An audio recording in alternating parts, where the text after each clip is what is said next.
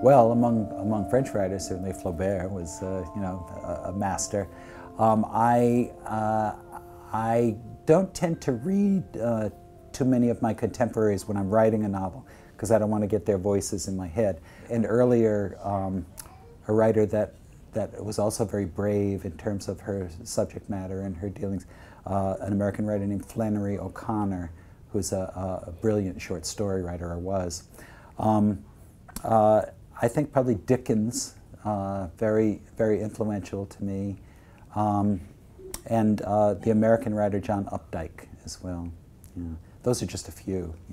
Also, because not that this would necessarily be apparent to readers, but I link my stories to the ancient stories, the mythology I'm talking about. So, do you know? I think he was an anthropologist, Joseph Campbell.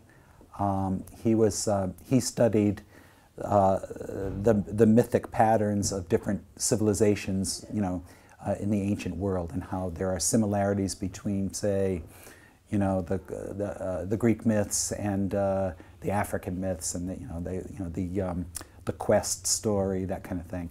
And so Joseph Campbell wrote a book called, he wrote many books, but his most famous one is called The Hero with a Thousand Faces. And I go back to that over and over again. It's like the wellspring for me. You keep going back to the well, and sort of it refreshes you, and then you go on and you write your own contemporary work.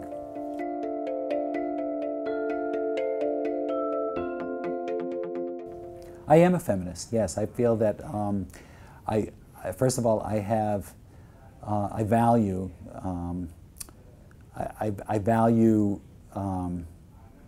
women, and I have a lot of female friends and a wonderful wife who is my best female friend, and also I think the fact that I grew up with older sisters. I have no brothers, and there was only one other boy to play with in my neighborhood, and he used to throw rocks at me. His name was Vito Signorino, and I was a little bit afraid of him. So consequently, I spent a lot of my childhood, and we had girl cousins that lived right next door to us, and so yeah, we had. I was sort of in a female-centric world, and usually I didn't play with my sisters and my cousins, but I got a lot of chance to observe them, and I think that's not a bad thing for somebody who's going to become a fiction writer later in life.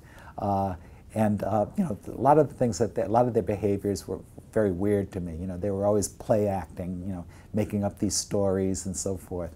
And occasionally I would be asked to join them, but usually I was I played the part of the victim.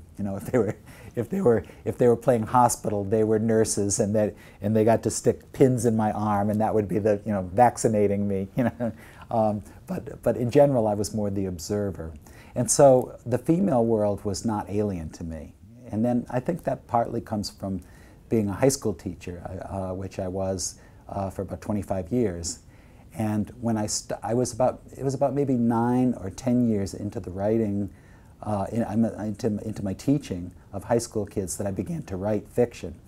And once I started to write fiction, I threw out all the things that I thought about how to teach writing, and I began to sit with them and help them figure out what it was that they wanted to write, rather than, here are my topics, you can pick one. But they were my topics, So when you're working with adolescents, and half of them are female, and you say to adolescents, write about what you want to write about, well, they usually want to write about themselves. And so, so now I'm on the receiving end of all these, sometimes confessional things, but definitely, in that vein of, first-person narration, and of course half of them were females. And one of the things I admire about females is that they are more in touch with their emotions. They're not afraid of, it's not that guys don't have emotions, but they don't show them so willingly. So,